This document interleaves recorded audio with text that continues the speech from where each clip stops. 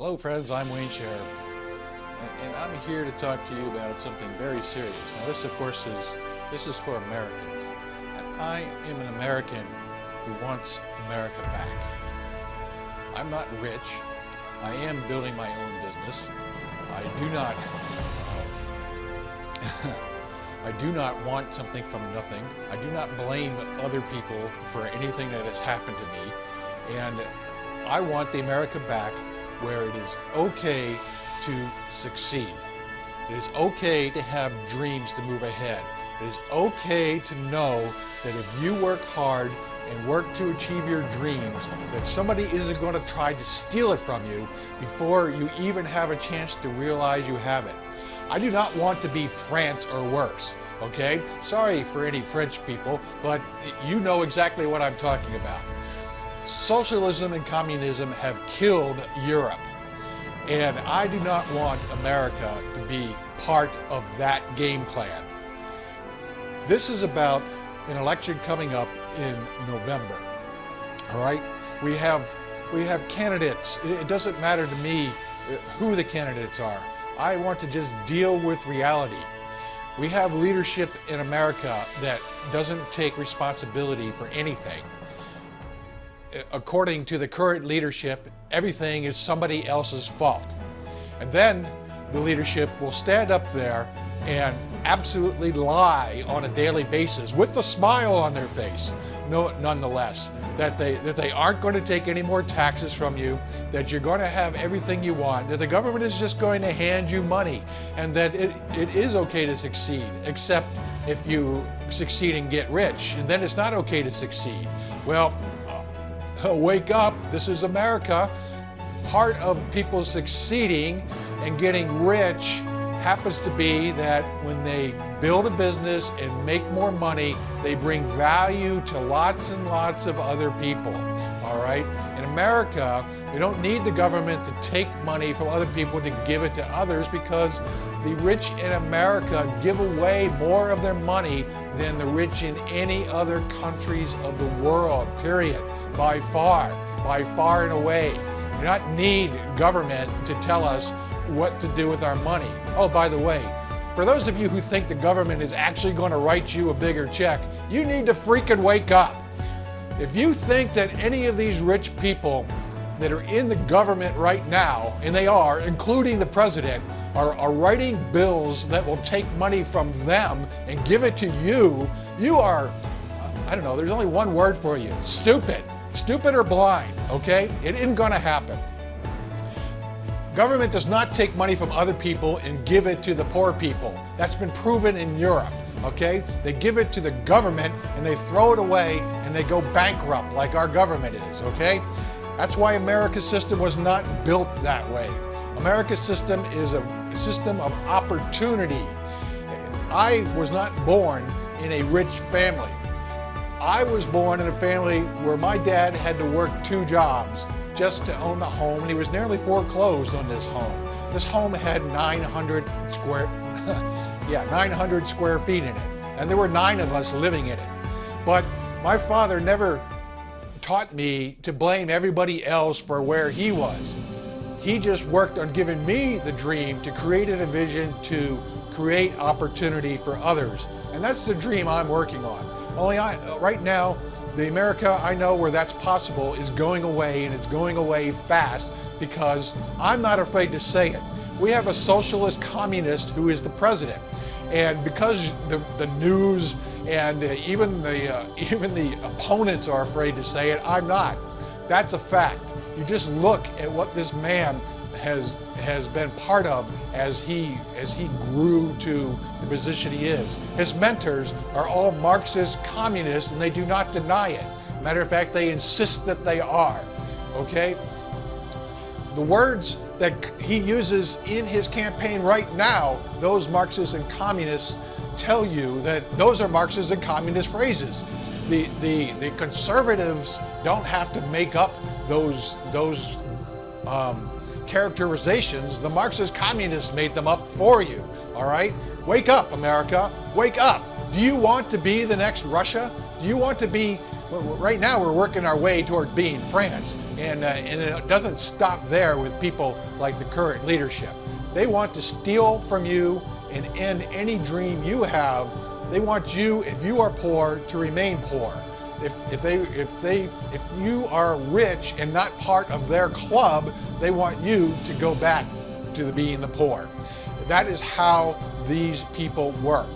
They are evil, and they lie to you every single day without even blinking. They do it with a smile on their face, and they do it without telling you anything about what they are going to do to make things better. They just call everybody else a liar. And if they do it loud enough and long enough, they think that you're going to believe it. They think that you will not even look around you to see what's actually happening. They think that you are too stupid to understand that they are lying. And I don't believe that. I can't believe Americans are not waking up and getting back to the idea that you as an individual are allowed to succeed. If you can put a dream in your mind and you're willing to work toward it, that you can actually achieve it. It is 100% possible in America, and those who tell you it isn't just want you to believe that so that you don't even try. And that is abysmal. All right? I've worked long and hard in this country, and I worked 22 years to defend this country. I've had huge, massive failures. I've never blamed anybody but myself for anything that happened. Not like this president that is currently in charge. Mr. Obama is a liar, and he is definitely not a leader, and he definitely is a communist, or at best case, a socialist. He wants to destroy America, and that is clear. Let me give you some examples of what I'm talking about. It's just not me throwing out rhetoric. I went through tons of sources from all sides trying to find the numbers. I mean, it's hard to find actual numbers that you can say are concrete, but these are the closest things that tend to be consistent regardless of who's reporting on them. So let me just, I'm going to read these. I don't have, little talking screens up here, so I'm going to read these to you if you'll pardon me for doing that. But I want to remind you of what the president who says we have 57 states said. The president said we had 57 states, okay? His words, this is a quote. I said I believe in American workers. I believe in this American industry, and now the American auto industry has come roaring back. So he's talking about GM and the auto industry. He's trying to convince you that it was a great success, okay? This is right out of his current campaign. All right, now here's the truth. Here's what's really happening with GM, if you care to pay attention. And oh, by the way, I'm going to give you some really gross, disgusting things about him that are absolutely true and absolutely documented here when we get to the end. So stick through. This is just the minor stuff, okay? This is just the minor stuff. GM is on the brink of bankruptcy, all right? GM stock is less than half the value it was when the government initially purchased it back in, whenever that was, 2009, I guess, 2008, 2009. It is half the value, okay? So right off the bat, that's not a success story. That's a loss of money. That's money that cannot be recovered. Despite the campaign claims, the U.S. Department, this is Obama's U.S. Treasury Department, has revised losses for GM. This is a downward revision. That means the amount of losses has increased. And they have been revised to losses of $25 billion, okay? And that doesn't actually cover all of the losses. That's just the losses to the government. That's a 15% increase in the estimate of the amount of losses, okay? They call that's amazing. That's Obama's government. While he's out there telling you he's a success, his own Treasury Department says the losses have increased by another 15%. All right, despite false claims by actor Tom Hanks, known to be willingly carrying on lies for this government, GM has never paid back the private citizen-funded bailout. Period. They have never paid it back. This is according to Obama's Treasury Department, okay? Inside his own government says that the government has never paid back this, And I'm not sure who you're willing to believe here, Tom Hanks, who has absolutely no knowledge of anything to do with the government, or the actual Treasury Department, who says that they haven't paid it back. GM still owes over $45 billion to you and the taxpayer. They owe $45 billion, okay? Canada, guess what? Canada doesn't even get to play in this election. They owe Canada $10 billion for the same for the same bailout, all right? While claiming Romney outsourced jobs overseas, which even liberal news organizations have agreed is a lie, okay? Though Obama's political mouthpiece won't even address it when she's challenged on it on the TV. Here's what Obama has done with the GM thing.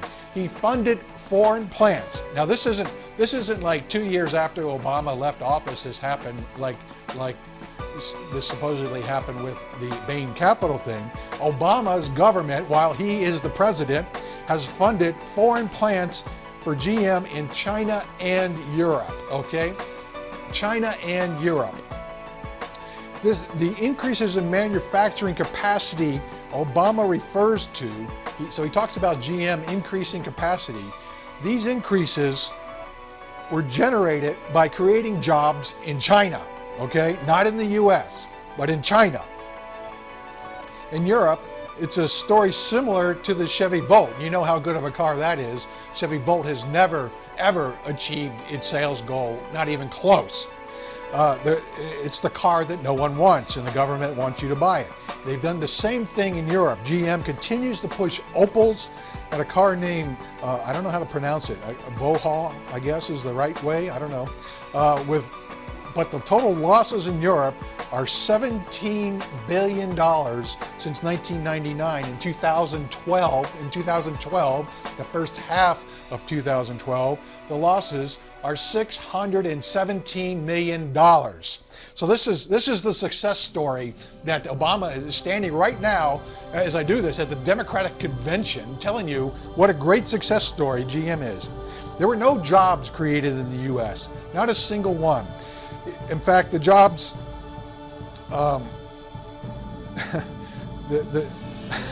this is really sad. There were no jobs created in the U.S. and only non-union workers, essentially, overwhelmingly, only non-union workers were fired from GM, and the non-union workers lost 70% of their pensions, while the union workers kept their jobs. And they even received bonuses. Yes, that's not a lie. They received bonuses. And whose money paid for those bonuses? Look in your checkbook. Well, the money isn't there because they took it. So the Chevy Volt remains a miserable failure. GM hasn't even come close to making its sales goals, and not even in a single month of sales have they even come close. GM has closed a Volt production line in favor to stand up more production of Impalas, all right? A car that people actually want, although they may not want, as GM gets closer and closer to declaring bankruptcy again. So all recent reports of sales increases are due. Of course, these are sales increases based on miserable performance, so it doesn't mean that GM got better. Not at all. It just means they increased sales. But 79% of these sales were purchases made by the government. So this is the government buying from themselves in order to show that they increased sales. It doesn't mean that the company profited. It just means they sold more than they normally did, okay? That doesn't equate to a company coming out of bankruptcy and increasing its stock value and hiring more people. None of that has happened. And oh, by the way, it's just the government taking your tax money, throwing it back into GM in another deceptive way by buying these things to show an increase in sales. 79% of the increase in sales are by government purchases, all right? Government purchases, not by real people buying real cars. All right, so if that isn't bad enough for you, that's the GM story. That's the GM miserable lie. That's what I mean, anybody who won't say that what's being said right now about GM being a story is a lie, just isn't willing to wake up. All right. The total job loss in America since 2009. Now this is very hard to come up with the numbers, and they vary. But these numbers are somewhere. These seem to be a more gentle numbers compared to what some other estimates show. But the total net loss, that means compared to how many jobs were available in January 2009, compared to how many jobs are available in the summer of 2012, it's an 800,000 net loss. Okay, 800,000 net loss. Now that actually is good compared to what's actually happening with unemployment. In case you're unaware of it, going into this campaign season, unemployment has gone up again. It is now at 8.3%. And there are currently 12.8 million Americans unemployed. Now this is just the people that are being counted. There are lots of people that aren't being counted because they haven't searched for a job in 4 weeks or more. The number of people that haven't searched for a job in 4 weeks or more is an additional 2.5 million people. So this makes the total unemployed 15.3 million. Now this doesn't include all the people. You know, they like to add this other thing, underemployed. I'm not sure what that means. I think it means compared to what they used to make and what they make now, they're calling it underemployed, and they throw in a number of 23 million total falling into that category. All right, that's fine, but let's just deal with the actual unemployed. There are 15.3 million people actually unemployed in America right now. This is an economy that is supposedly not in a recession and supposedly growing. All right. I ask you, I don't know who defines what a recession is, but in my definition, we are in a recession. In fact, we are in a depression if we have 15.3 million Americans unemployed. All right. Now, one of the great lies that they like to tell you is that they want to, that Bill Clinton's policies led to the greatest increase in the economy ever. Well, I'm sorry, but that's one of the biggest lies ever. Yes, there was a surge initially from things that went into place there, but prior to the election of George Bush, the economy started a huge dive. You go check the charts, okay? Look it up yourself if you don't believe me. In September, October of that election year, prior to George Bush being in, the results of the Clinton policies was a big spike and then a huge drop that as Bush came into office, the economy was bottoming out. It wasn't a result of anything Bush did. It was a result of the economic policies of the Clinton administration. Now, why people can't talk about things truthfully and show them truthfully, I don't know. But that's another lie, that the Clinton policies resulted in long-term growth for America. They most certainly did not. They resulted in a spike followed by a huge decline. And so if you believe in that garbage, wake up, please, wake up. So right now, now remember, I got something really that's absolutely disgusting, that's absolutely true, that if anybody would vote for somebody who does this, it's beyond me why you would. So I'm saving that for last, but that's coming up. But right now, let's just take a look at the tax rise on the middle class. That's not going to happen. Another lie. This is an outright lie, okay? It doesn't matter what Romney says, what Obama says. These are the facts as their own government pretty much lays them out, and other independent agencies that are not related to any party have verified. Some have adjusted higher, some have adjusted slightly lower. So these are the kind of the middle of the road numbers, all right? So if your head is still in the sand, then get it out. Wake up. Pay attention right now, because this is coming right out of your pocket, okay? This is coming out of your pocket. You who makes less than $250,000 a year, okay? Anybody, all right? Nobody's off the table here. Obamacare is a $500 billion tax raise on the middle class, okay? Wake up. Don't give me the but this, but that. It is a tax increase on the middle class of $500 billion, and that's just to start with. The potential tax right now that could be levied on an average middle class family, that's not somebody making $250,000 or more per year. That's people making less. And oh, by the way, when they talk about a $250,000 or more family, they mean combined income.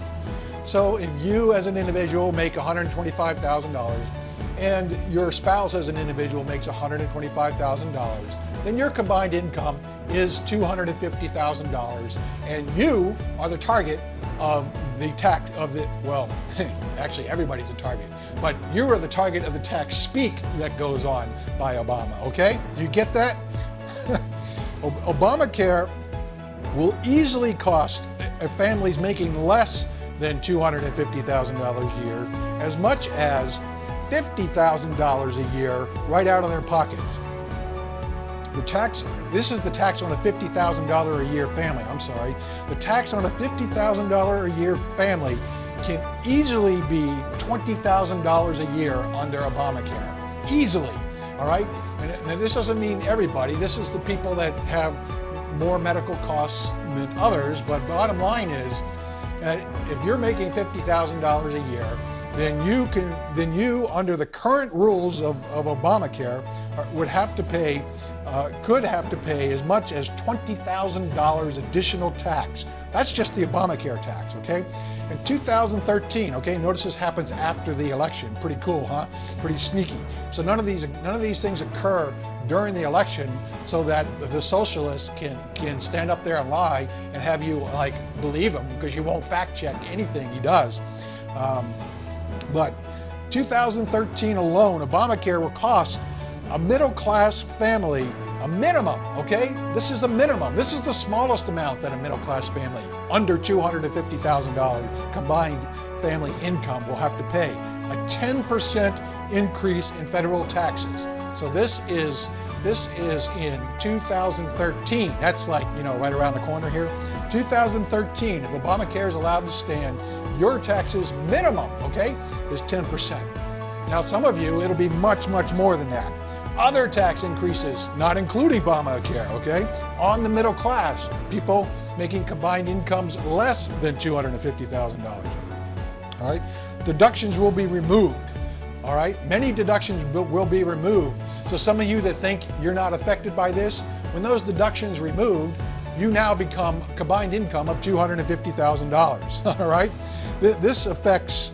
It's actually hard to make a real number on how many this affects, but this affects probably tens of thousands, if not hundreds of thousands of families, if not millions. The deductions will be removed, moving thousands of families, if not tens of thousands, into a higher bracket, and tax increases for them by $10,000 a year or more, okay? So you will suddenly move from whatever tax bracket you're in to this $250,000 combined income tax bracket and automatically have to pay $10,000 a year or more in taxes on the higher income, all right? So that's actually more than a $10,000 a year increase. This is in addition to the Obamacare tax, okay? This is in addition to it. Another part not disclosed is these same families, if you have kids, you will be required to pay a separate tax for federal college fund. And and hold on to this, you're going to love this. This tax alone could be as high, are you ready, to an additional $65,000 per year. All right, I'm not making up these numbers. These numbers come from the government, come from independent research agencies. This is for a federal tax fund. It's federal college fund. And do you think your kids will actually get that money even if your kids did go to college? college isn't intended that everybody goes. So what is the government going to do with this money? Well, if you have any insight at all, the answer should be you have no idea. No matter what they say, you have no earthly idea what they're going to do with this money. Since it is a tax, the government can actually spend it any way they want, all right?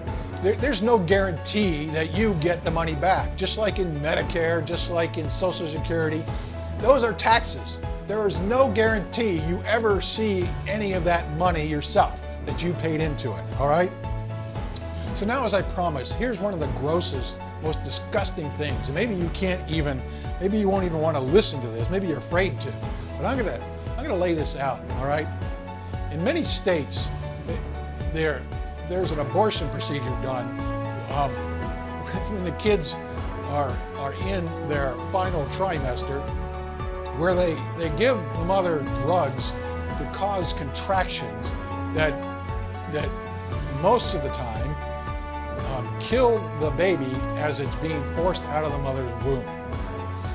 And now, in many places,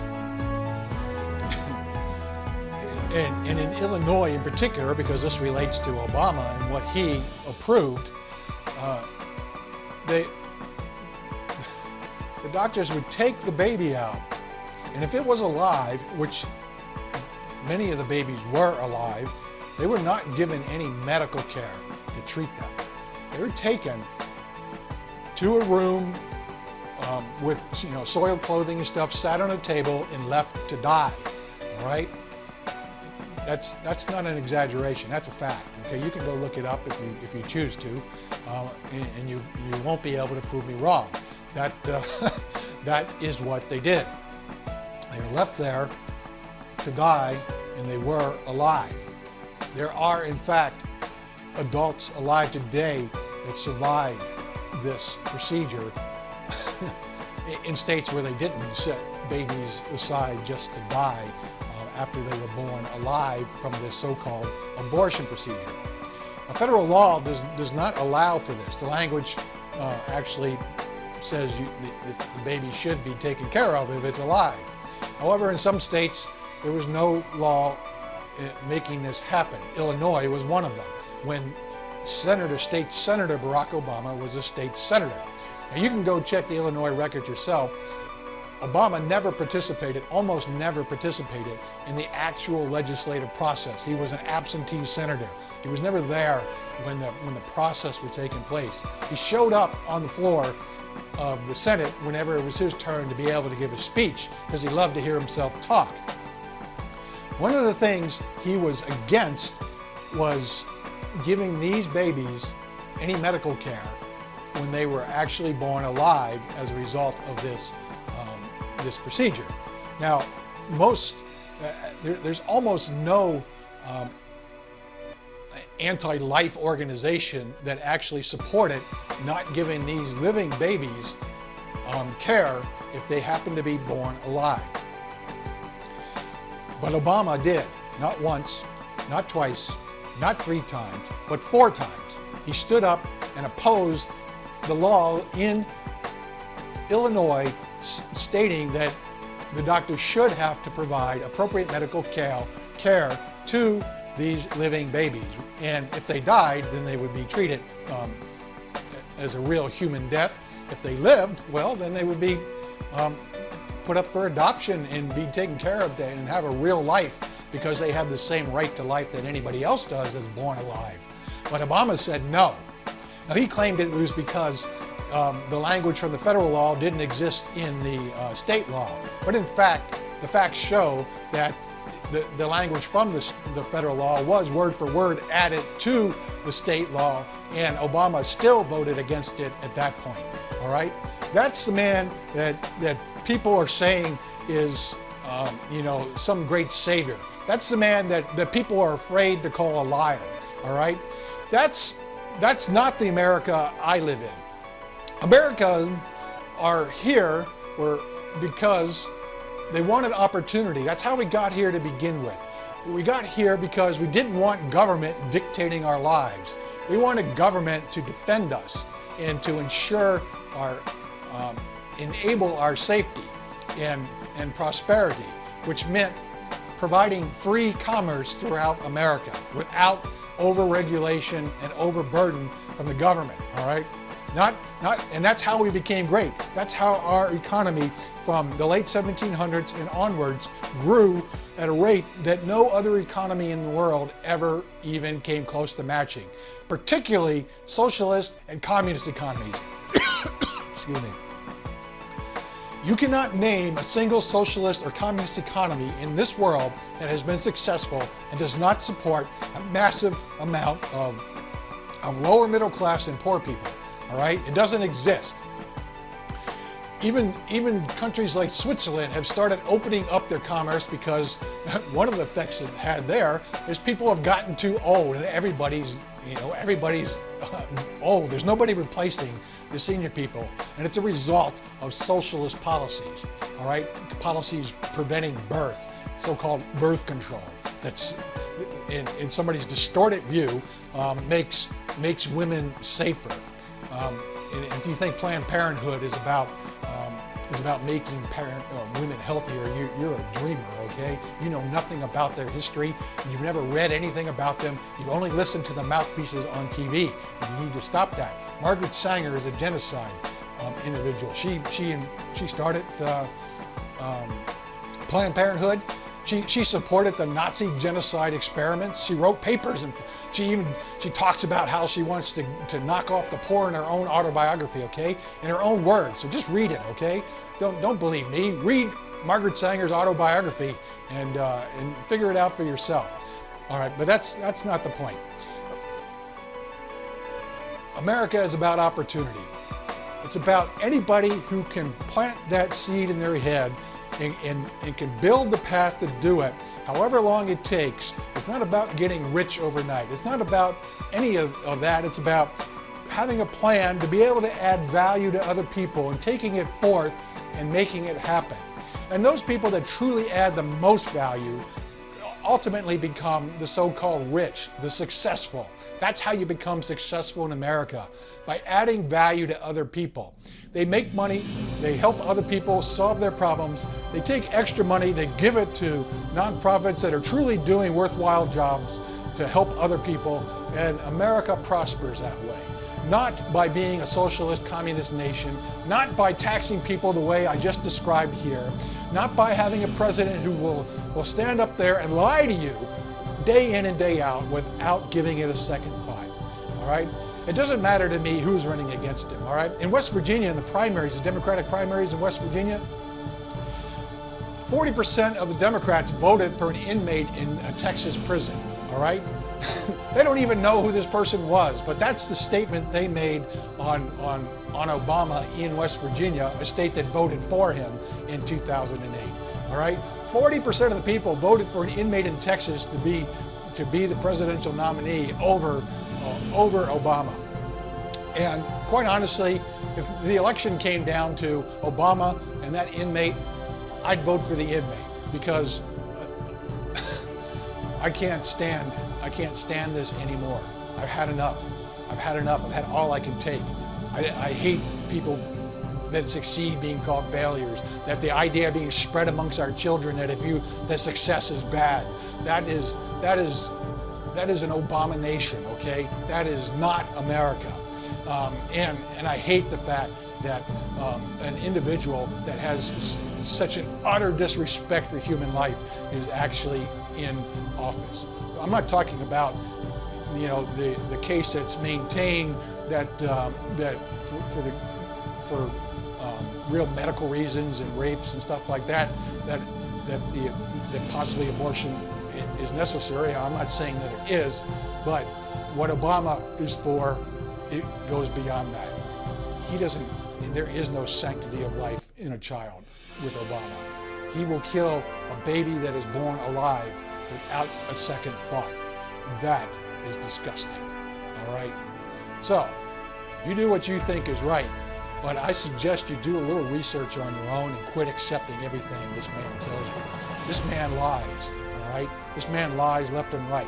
I don't say there's any politician that doesn't lie. The majority of them twist the truth one way or the other, but Obama outright lies and knows he's lying and does it on purpose, not just for political gain, but for total control. All right. Now let's put an end to this when November comes around.